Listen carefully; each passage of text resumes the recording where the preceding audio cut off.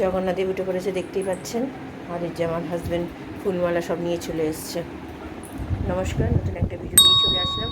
উঠে পড়েছি, ফ্রেশ হয়ে গেছি, ছেলেকে আগে তুলে দিয়ে ওকে পড়তে বসিয়ে দিয়েছি, পড়ছে। আমার হাজব্যান্ড তো দেখলেন বাজার টাজার থেকে নিয়ে এসছে। শরীরটা আগের থেকে ভালো আছে, কিন্তু বলছে এখনও পেটটা একটু মানে ফোলা ফোলা ভাব, মানে পেটটা একটু ভার ভার হয়ে রয়েছে। ওর একটু অস্বস্তিকর হয় পেটটা ফুলে থাকলে, সেটাই ওর প্রবলেম হচ্ছে। আপাতত এখন কোনো অসুবিধা নেই, কিন্তু তবুও ওর যেন মনটা একটা অস্থির অস্থির করছে। যা গিয়ে আশা করি ভগবানের আশীর্বাদে ঠিক হয়ে যাবে, ওষুধটা খাচ্ছে ঠিক হয়ে যাবে। তো ওর যাই হোক, এখন আজকে তো রান্না করব বললাম, ওই চিকেন করব। চিকেনটাকে বের করে মানে বরফে ছিল তো, ঠান্ডাটা কাটানোর জন্য কান্নালি জলেতে ধুয়ে টুয়ে এমনি ঝুড়িতে ঢেলে দিয়ে এসেছি। ওটা জলটা কাটুক, রান্নাটা তাড়াতাড়ি করেই বসিয়ে দেবো। তো আমার ছেলের আন্টি আসবে 10টার সময়, তো ছেলেকে আপাতত এখন যাবো, গিয়ে দুধ দেবো, আমি একটু চা খাবো। আমার হাজব্যান্ডকে এখন চাটা কিছুই দেবো না কদিন, এখন থাক, শুধু বিস্কুট খাক। কারণ কি শরীরের যা কন্ডিশান গেল, মানে রোববারের বিকেল থেকে যা ভুগছে না, মানে মনের মধ্যে একটা কোথাও ভয় হয়ে গেছে। মানে গরমে তো মানুষের অসুবিধা হয় শুনেছি, আমাদের কোনো দিন ভগবানের আশীর্বাদে হয়নি, এই প্রথমবার আমার হাজব্যান্ডের হলো। মানে আমরা তো অত রাস্তাঘাটে বেরোই না, আমি সেই জন্য অতটা অসুবিধা হয় না, ঘরেতেই থাকি। আমার ছেলে রাস্তাঘাটে যদিও বেরো, মানে স্কুলে যায়, ওকে আমি ওই নুন চিনির জল এইসব দিচ্ছি এখন। আগে তো বেলাতে তো মানে সকালবেলাতে তো অত অসুবিধা হতো না, ভোরবেলায় যেত, তাড়াতাড়ি করে চলে আসতো। এখন যেহেতু বেলা হয়েছে, বেলাতেই এখন স্কুল, সেই জন্য করি। আমার হাজব্যান্ডকে বলতাম, শুনতো না, তো এখন শুনছে। এখন নুন চিনির জলটা দিচ্ছি, তো এখন সেই জন্য দিয়ে দিচ্ছি, যাকে নিয়ে যাচ্ছে। এখন কতদিন নিয়ে যাবে জানি না, যতদিন হয়তো অসুস্থ ততদিনই, তারপরে আবার যে একে সেই, তো নিয়ে গেলেই ভালো। তো আশা করি সেটা একটু নিয়ে যাবে ভবিষ্যতে, তো যতদিন না এখন গরম কমছে। তো ঠিক আছে, চলুন আপাতত এখন যাব রান্নাঘরে গিয়ে একটু চাটা করি, ছেলেকে দুধ দিই, আমি আবার পরে আসছি। চলুন। ছেলের দুধ হয়ে গেছে কলা, আমার এখন চা বসিয়েছি, চিনি আর এখানে আদা দিয়ে দিয়েছি। আর এখানে নতুন করে দুধ জল দিচ্ছে না, এই দুধটাই এখন হোক, অনেকটা দুধ আছে, যেহেতু আমার হাজব্যান্ড খাচ্ছে না দুধ চা, সেই জন্য। আর এখানে মাংস বের করে রেখেছি জল ঝরানোর জন্য। তো চলুন, কোনো মাসি আসেনি, 8:25 বাজে, আগে চাটা করি। এই যে চা আমার হয়ে গেছে, একটু ভালো করে ফুটলেই নামিয়ে ফেলবো, কালারটা আসে।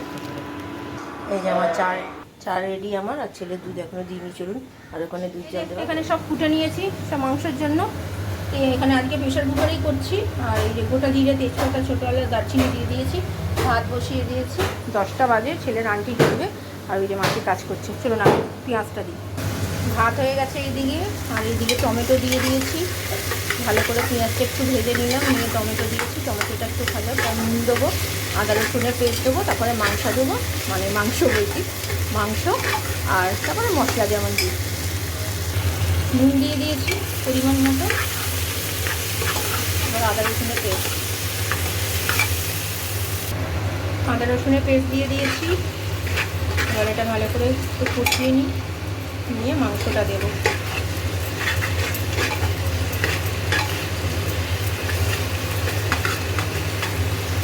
মশলা দিয়ে দিয়েছি, হলুদ গুঁড়ো, লঙ্কার গুঁড়ো, জিরে গুঁড়ো, ধনে গুঁড়ো, নুন আর মিষ্টি। নুন তো আগেই দিয়েছি, এখন আর নুন দিইনি। এবার এটাকে ভালো করে কষিয়ে সিটি দেবো।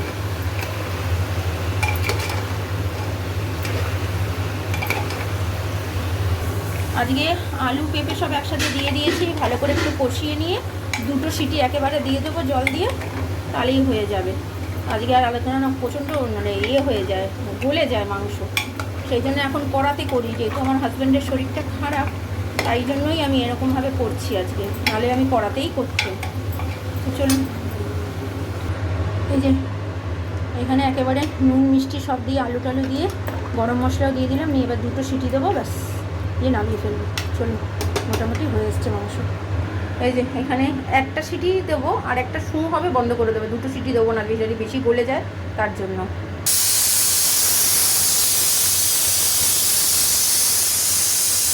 তো সিটি পড়ে গেছে, এখন থাক, আমি পরে আপনাদের সাথে শেয়ার করছি দেখতে কেমন। মাংস দিয়ে দিয়েছি, আমার হাজব্যান্ডের ভাত বেড়ে দিয়েছি, খেয়ে নিক। আজকে একটু পাতলা করেই করেছি, দেখে মনে হচ্ছে অনেক রিচ, কিন্তু রিচ নয়, যেহেতু প্রেশার কুকারে করেছি।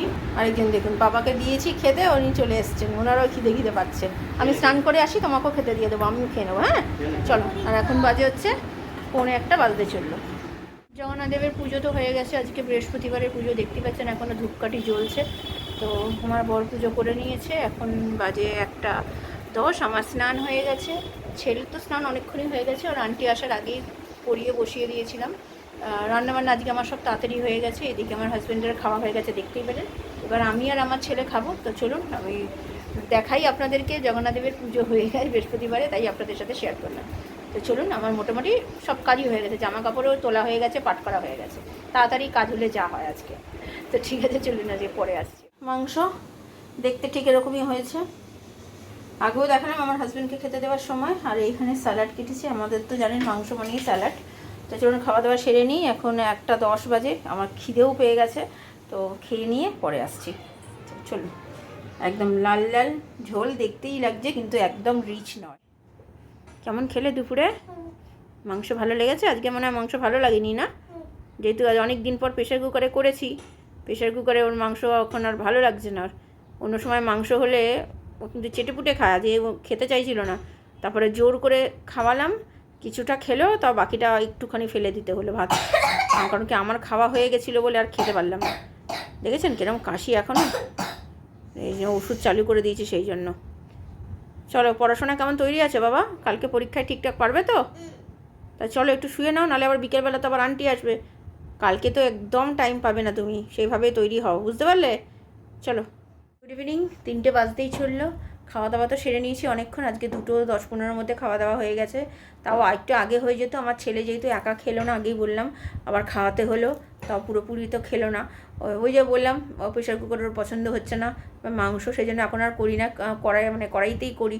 কিন্তু যেহেতু আমার হাজব্যান্ডের শরীরটা খারাপ, তো তার জন্য আমি কড়াইতে আর করলাম না, ওই প্রেশার কুকারেই করলাম। আমার হাজব্যান্ড বললো একটু পাতলা করেই করো, এবার কড়াইতে করলে না একটু রিচই হয়ে যায়। তো সেই জন্য যতটা পেরেছি হালকা হালকাভাবে করার চেষ্টা করেছি, খেতে খুবই ভালো হয়েছে।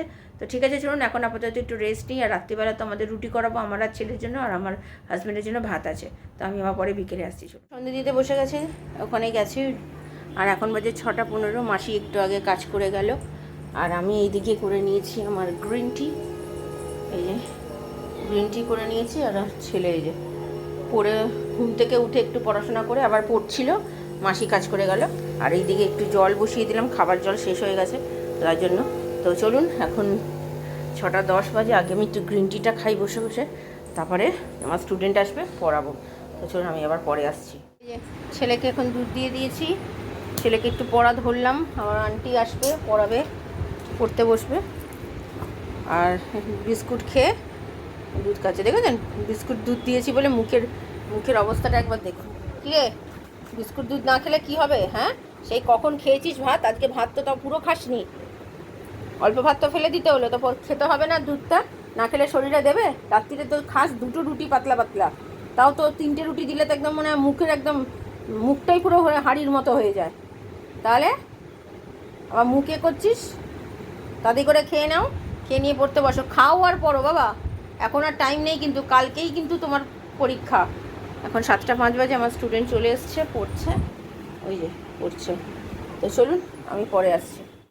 গুড ইভিনিং, এখন বাজে 8:15, আমার স্টুডেন্টকে ছেড়ে দিয়েছি একটু আগে, তাও 5 মিনিট হতে চললো। আমার ছেলের আন্টি পড়াতে চলে এসছে, পড়ছে আমার ছেলে। আর আমাদের রুটি করার মাসে রুটি, আমি আর আমার ছেলের জন্য তো রুটি করেছি, 7খানা রুটি করিয়েছি, তো আমার ছেলের আর আমার হয়ে যাবে।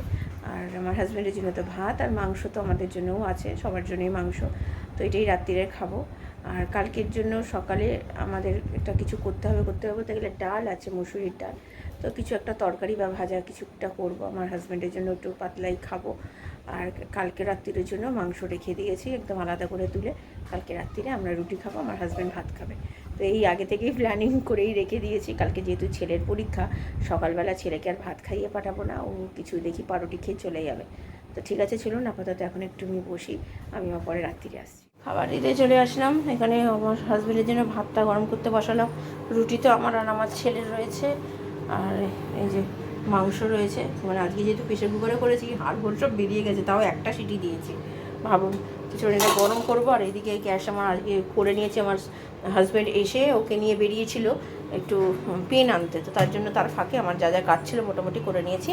আর লাস্টে কালকের এই রসগোল্লা আছে। তো চলুন খাওয়া দাওয়া সেরে নিই পরে। রাত্রিরে খাওয়া দাওয়া হয়ে গেছে, অনেকক্ষণ একটু বসে গল্প করছিলাম হাজব্যান্ডের সাথে। এখন 11:30 বাজতে চলল, ছেলে এখনও ঘুমায়নি। ছেলেকে পাশে যতক্ষণ না সব বাবা একটুখানি কমাও বাবা, তো ততক্ষণ ও শোবে না সেটা তো জানেন। আর কালকে তো ছেলের পরীক্ষা, সকালবেলা ভোরবেলায় ওকে তুলতে হবে। আর কালকে সকালে কোনো আন্টি নেই, যা আছে সব কালকে বিকেল থেকে আসবে। তো কালকে ছেলেটা একদমই সময় পাবে না। তো ঠিক আছে চলুন, আর কিছু দেখানো নেই। জামা কাপড় ভেজানো, চাল ভেজানো সব হয়ে গেছে। কালকে রান্না যা করব অবশ্যই আপনাদের সাথে শেয়ার করবো, কারণ কি আমি নিজেই জানি না কালকে কী রান্না করবো। শুধু ডাল আছে, রাত্রের জন্য তো মাংস রেখে দিয়েছি, আর সকালের জন্য মুসুরির ডাল আছে। আর কি করি দেখা যাক। তো এখন যাই হোক, ভিডিওটা তাহলে আরবারও করছি না। ভালো লাগলে লাইক শেয়ার সাবস্ক্রাইব করবেন। কালকে নতুন একটা ভিডিও নিয়ে চলে আসবো। আপনার ভালো থাকবেন, সুস্থ থাকবেন।